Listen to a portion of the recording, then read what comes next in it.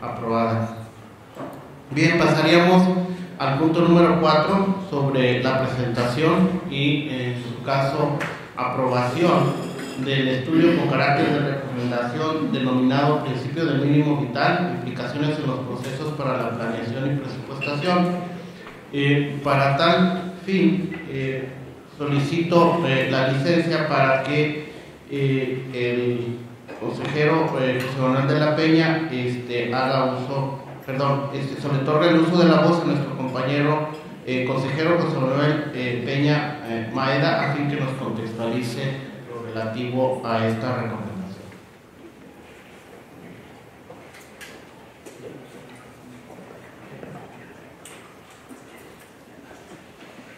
Sí, claro que sí. Muchas gracias, doctor Adrián.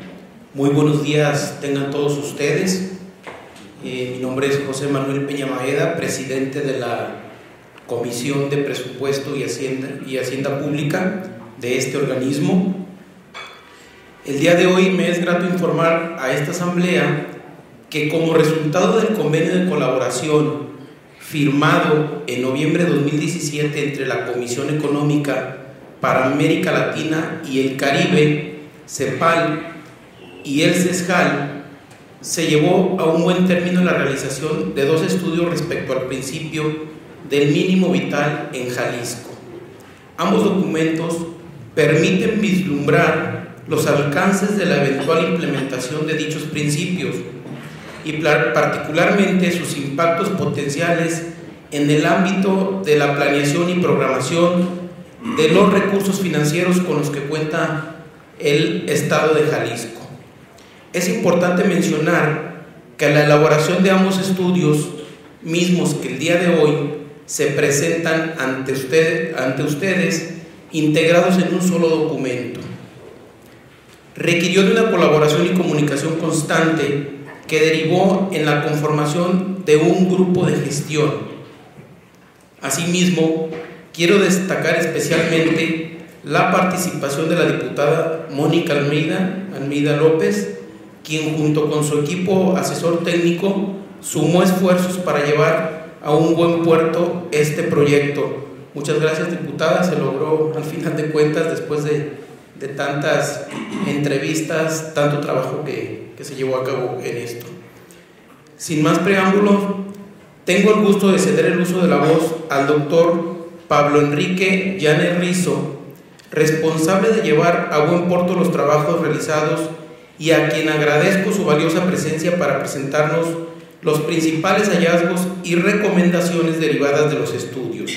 El doctor Pablo Llanes ha sido coordinador en la investigación para la construcción de políticas públicas con enfoque de derechos y perspectiva de género para superar la pobreza, un tema muy importante e interesante para todos nosotros.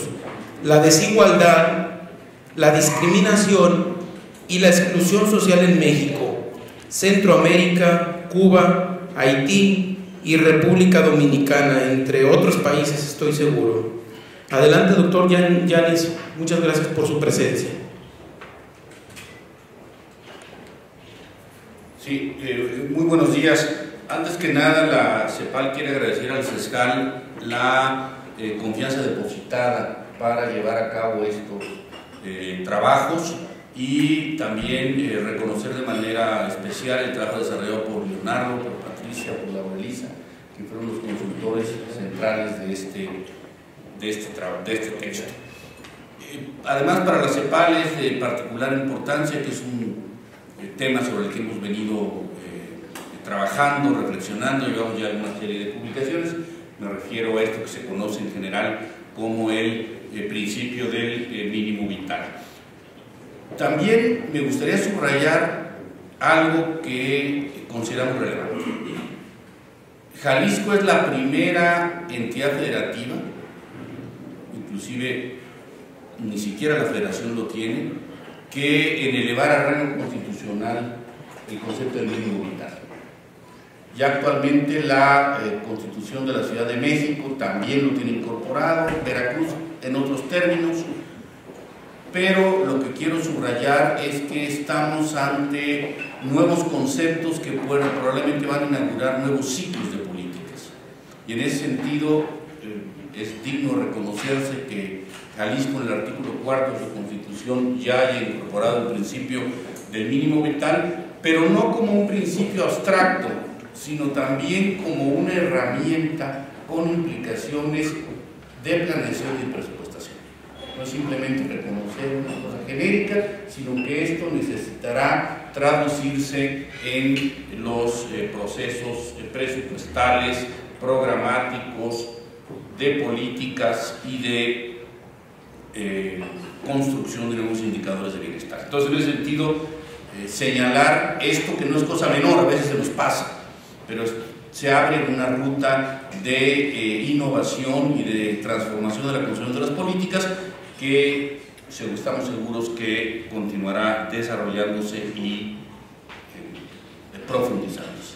Entonces, en ese sentido, el trabajo que ustedes tienen, que se acaba de editar por parte del CESJAL, va en esta idea del derecho al mínimo vital, los presupuestos públicos y las oportunidades para la innovación de las políticas en el estado de Jalisco.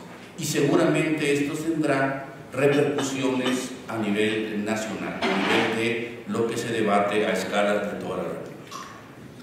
Primero, el mínimo vital está presente en el orden jurídico mexicano, no solo por las referencias que he hecho a los distintos textos constitucionales, sino porque es un concepto sobre el que ha debatido intensamente la Suprema Corte de Justicia de la Nación. En el trabajo ustedes encontrarán la magnífica recopilación que hace Laura Elisa de cómo fueron evolucionándose y desarrollándose las tesis de la Suprema Corte en materia de mínimo vital. Yo en otras ocasiones me he atrevido a decir que es un mínimo vital no minimalista, o sea que es un mínimo vital que aspira a lograr un piso amplio que permita el mayor bienestar posible para todos los ciudadanos. Entonces, no creer que es simplemente un concepto de saber de dónde salió. En realidad la Suprema Corte lleva 10 años debatiendo y precisando, dando alcances distintos a sus interpretaciones, y a mí en particular me gusta esta tesis que habla de que el mínimo vital permite una interpretación sistemática de los derechos fundamentales, que el punto de partida es lograr no solo el abatimiento de la pobreza, sino que las personas todas puedan desarrollar un plan de vida autónomo para también participar activamente en la vida democrática, que el mínimo vital es un presupuesto sin el cual las coordenadas centrales del orden constitucional carecen de sentido, y estoy citando textualmente a los ministros de la Corte, y por ello la necesidad de la determinación de un mínimo de subsistencia digno y autónomo protegido constitucionalmente. De esto, de alguna manera, es lo que ya está presente en la Constitución del Estado de Jalisco y en la Constitución de la Ciudad de México. En ese sentido, son condiciones básicas y prestaciones sociales necesarias para que la persona pueda llevar una vida libre, fíjense en bonita expresión de la Corte, del temor y de las cargas de la miseria. Son todas las medidas positivas y negativas imprescindibles para que las gentes cuenten con las condiciones materiales para llevar a cabo una existencia digna. Estamos hablando de conceptos muy profundos, no estamos hablando simplemente de asuntos menores, sino que este es el corazón de lo que la Suprema Corte ha venido interpretando. Esta tesis es de 2007, lo cual es revelador de un proceso de acumulación reflexiva que está llevando a este tipo de conceptualizaciones. Ustedes conocen perfectamente lo que señala la Constitución del Estado de Jalisco en su artículo 4, en donde habla del derecho, del principio del mínimo vital como eje de la planeación democrática. Dice dice eje, no dice simplemente componente, elemento, dice eje de la planeación democrática para que crear las condiciones para que toda persona pueda llevar a cabo su proyecto de vida. Y luego en la Constitución de la Ciudad de México, en su texto final, artículo 9, por cierto está por entrar en vigor la Constitución del 17 de septiembre, habla de que todas las personas tienen derecho a un mínimo vital para asegurar una vida digna en los términos de esta Constitución. Ahora, el mínimo vital es un derecho, pero también es un macroderecho, en el sentido de que agrupa, como dice la Suprema Corte, todas las acciones positivas o negativas para permitir que las personas lleven a cabo una existencia digna. Se inserta también en la idea de la construcción de una ciudadanía económica y de una ciudadanía social y una ciudadanía política. En ese sentido, es un concepto que va mucho más allá de la superación de carencias elementales. El alcance del mínimo vital también es que puede insertarse en la lógica del presupuesto por resultados y el presupuesto para los derechos. A eso voy a referir en un momento. El derecho al mínimo vital, por ello, también puede ser una poderosa herramienta para dar cumplimiento a la Agenda 2030, los Objetivos del Desarrollo Sostenible. En particular, como ustedes saben, la meta 1.1, bueno, el objetivo 1 es poner fin a la pobreza en todos lados y en todas sus formas. El 1.1 significa erradicar la pobreza extrema y el 1.2 reducir al menos a la mitad las diferentes dimensiones de la pobreza medida conforme a los indicadores nacionales.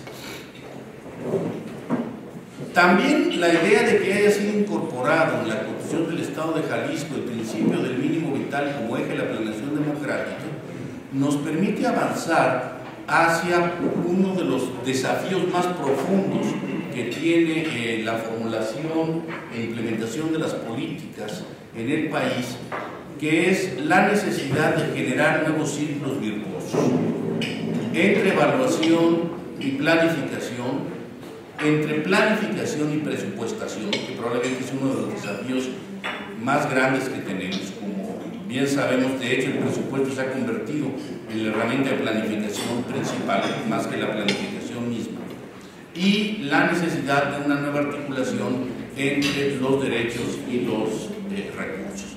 Es en el contexto del estudio, que no los voy a resumir aquí, les invito a leer, es un estudio muy detallado que incluye toda una valoración de tipo filosófico, conceptual, jurídico sobre el mínimo vital y un primer intento de aterrizaje operativo con costos, con posibilidades de implementación, con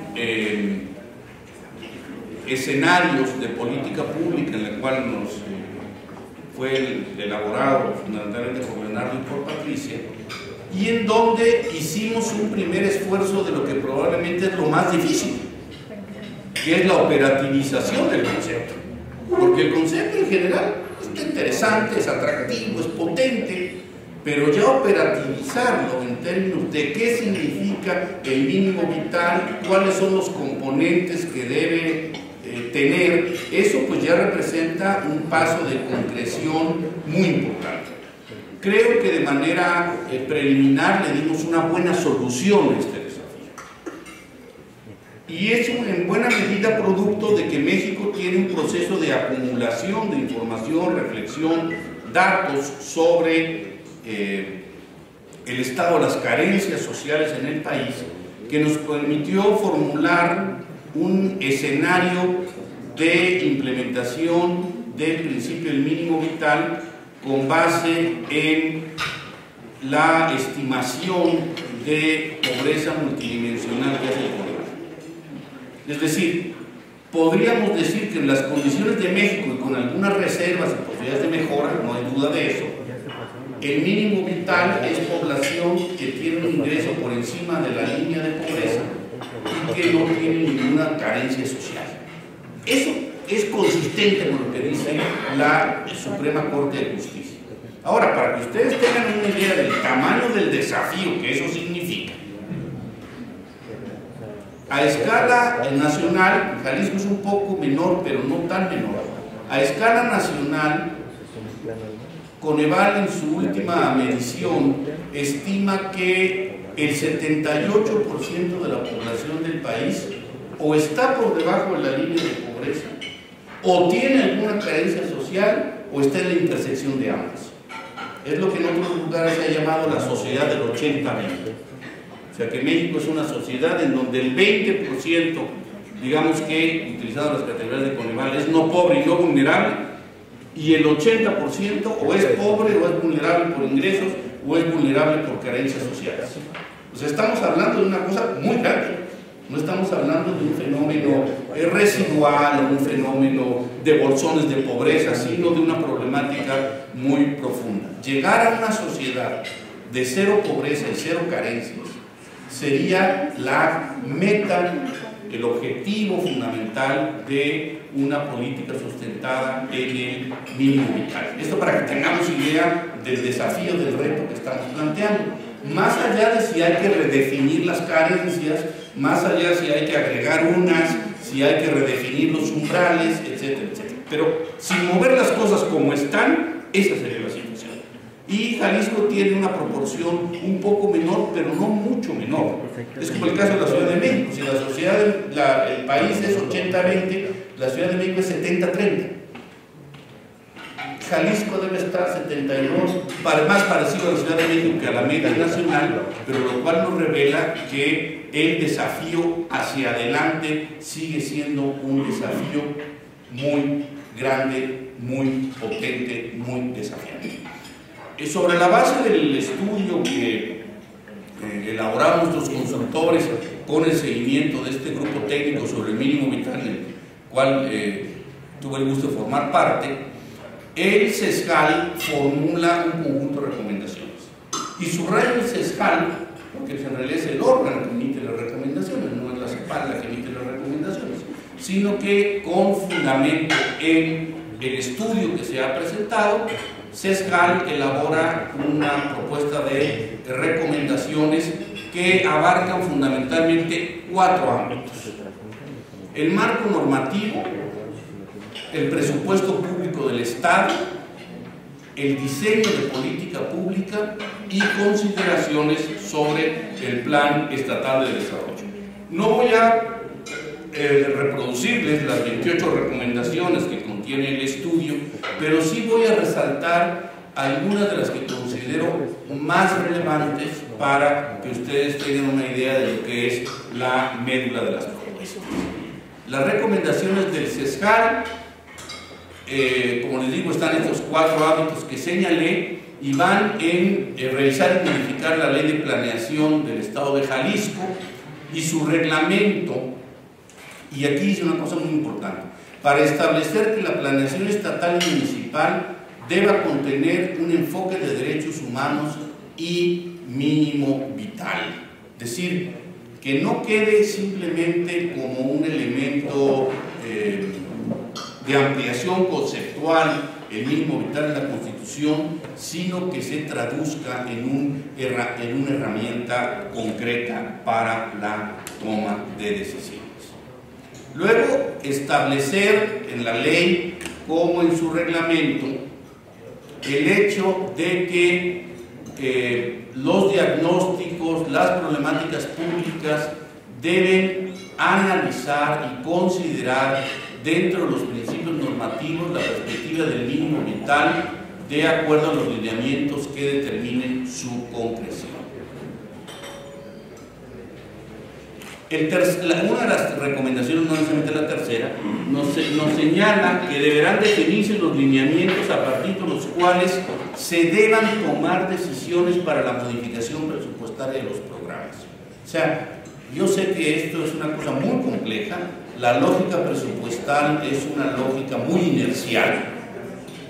Con mucha frecuencia las decisiones en materia presupuestal no se formulan con base en los resultados de evaluaciones rigurosas, sino con toda una serie de consideraciones distintas Y en este sentido, lo fundamental es valorar en qué medida el conjunto de intervenciones públicas se acercan al cumplimiento del principio del mínimo vital. Déjenme hacer una puntualización que es relevante y un poco para bajarles el susto. No es que el Estado de Jalisco solo tiene que resolver la problemática del mínimo vital. Aquí hay una interrelación entre el poder federal, los poderes estatales y los poderes municipales. Por definición, una meta de tal alcance solo puede ser concurrente entre los diferentes niveles de gobierno. En ese sentido, es clave mantener presente esta idea, porque si no pareciera, o se representaba un presidente municipal y va a decir, caramba, pues yo como solito voy a poder garantizar el mínimo vital para toda la población. Luego nos hablan de un tema que es de las cosas más complejas que hay en los procesos de política pública, que es la necesidad de articular los procesos de planeación, programación y presupuestación. En muchos estudios que hemos hecho en la CEPAL en América Latina, la desalineación entre planificación, presupuestación y programación es muy frecuente. Y en general hay un proceso inicial de recuperación en América Latina de la primacía del plan, pero en realidad lo que tenemos ahora es la primacía del presupuesto. Es decir, quien manda a la hora de la hora es verdaderamente el presupuesto más que el plan. Hemos comentado que los grandes debates no se dan en torno al Plan Nacional de Desarrollo, se dan en torno al presupuesto que aprueba cada año la Cámara de Diputados. Supongo que los grandes debates en el Estado de Jalisco no son en torno a lo que dice el Plan Estatal de Desarrollo, sino a cómo se define el presupuesto año con año. Entonces, articular estos procesos sobre la idea de la primacía del plan. ¿Qué significa la primacía del plan? Que el plan establece los objetivos y el presupuesto los medios. Pero ahora básicamente los medios se imponen a lo que diga el plan. Este es un desafío no solo para el Estado de Jalisco, no solo para México, sino para toda América Latina. Luego, definir, y es importante, y establecer una metodología para garantizar que los procesos de planeación, programación se articulen en torno al principio del mínimo vital. ¿Cómo lo vamos a hacer? Es un desafío mayor, no es una cosa menor, es más que decir que se articulen conforme a las prioridades definidas en el Plan Estatal de Desarrollo. Esto significa un proceso de operativización del principio de mínimo vital establecido en la Constitución del Estado de Jalisco para lograr que efectivamente se vayan definiendo, formulando las políticas, programas y acciones públicos con base en lo que en algunas teorías de las políticas públicas se llaman benchmark, es decir, un objetivo en torno al cual vas a valorar en qué medida te acercas, en qué medida te alejas, en qué medida te aproximas y en qué medida te desvías. Este es un elemento central. También se recomienda realizar un diagnóstico detallado que permite identificar las brechas en el goce del derecho al mínimo vital por grupos de población, porque hay que desagregar. En el caso, por ejemplo, de Jalisco, no es lo mismo jóvenes, infancia, adultos mayores, no es lo mismo poblaciones urbanas, poblaciones rurales, pueblos indígenas, poblaciones no indígenas, personas con discapacidad, etc. Entonces hay brechas específicas de mínimo vital. Hay grupos que pueden estar en mejores condiciones que otros y es importante tenerlo presente en el diseño de políticas.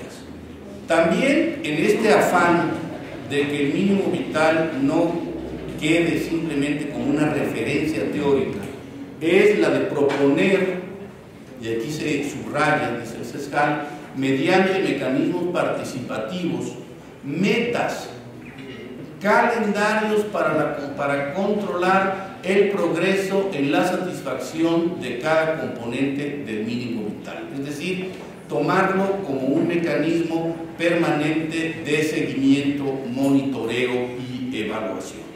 También, y esto es una cosa que les decía que me adelanté un poco, el CESJAL plantea la necesidad de establecer esquemas de coordinación y concurrencia de acciones de los 3 órdenes de gobierno para poder asegurar la garantía integral de todos los componentes del mínimo vital. También se plantea la posibilidad de revisar y modificar la política de bienestar en el sentido de fortalecerla y fundamentarla en los derechos humanos y la perspectiva del mínimo vital. Es decir, pasar de políticas que solo se proponen superar carencias a políticas que se proponen construir bienestar y generar mecanismos de autonomía e independencia para las personas. Se habla mucho en el documento, y creo que está bien, de la necesidad de procesos de planeación de largo plazo, que la planeación no sea prisionera del sexenio, que haya una visión de largo plazo y que efectivamente cada administración se vaya ajustando con sus particularidades, sus énfasis, sus prioridades, el mandato recibido a lo que vaya siendo necesario. En ese sentido, también se recomienda que se pueda incorporar en esta planeación de largo plazo los propósitos y objetivos que se establecen en la Agenda de 2030 de Objetivos del Desarrollo Sostenible. Actualizar los indicadores, diferenciar planes de desarrollo, establecer una planeación que tiene multiescalar, llamamos en la CEPAL, en 2 dimensiones. Multiescalar en términos de el territorio, puede ser la división político-administrativa, el municipio, la región, el estado, el país, y multiescalar en términos de corto, mediano y largo plazo. El largo plazo se nos ha perdido un poco en función de las urgencias del día a día, y en ese sentido es fundamental regresar. Se establecen también algunos principios sobre que el eje transversal, y subrayo lo de eje transversal porque así lo dice la Constitución, no dice transversal, pero habla de eje. Es más, eje transversal es un poco tautológico, porque no hay ningún eje que no sea transversal, hasta lo que no entiendo, aunque mis conocimientos de ingeniería mecánica son limitados, y también establecer como criterio que se establezca que los programas gubernamentales indiquen y digan cómo cumplen o coadyuvan al principio del mínimo vital. También se señala la importancia de que los programas presupuestarios consideren no solo la gestión de los recursos financieros, sino cuáles son los impactos, cómo garantizan el mínimo vital y cómo son interdependientes. Si es difícil articular el plan y el presupuesto, es todavía más difícil articular una institución con otra. Ustedes lo saben perfectamente. Todos hablamos de integralidad, coordinación interinstitucional, acción conjunta de acciones públicas, pero sabemos en la práctica lo difícil que es esto. Entonces, en ese sentido, la importancia de avanzar con base en los principios de integralidad, correspondencia y coordinación intergubernamental. Porque el principio del mínimo vital no puede ser responsabilidad de una sola institución. Es en realidad responsabilidad del conjunto del Estado. Por eso se plantea también revisar la ley de planeación del Estado de Jalisco y sus municipios. Algunos se ha planteado incluso la posibilidad de avanzar hacia el fortalecimiento y desarrollo de la ley de desarrollo regional y pensar en nuevas estructuras de gobernabilidad que se han venido modificando con base en las profundas transformaciones territoriales de nuestros países. Esta es una muy apretada síntesis de lo que propone el documento, de la esencia de las recomendaciones que está formulando el CESJAL, y que en síntesis son incorporar un nuevo principio normativo para toda la acción pública y desarrollar todos los instrumentos operativos de políticas, de presupuestos, de seguimiento, de evaluación para hacer realidad este principio constitucional con el que Jalisco ha innovado a escala nacional. Muchas gracias.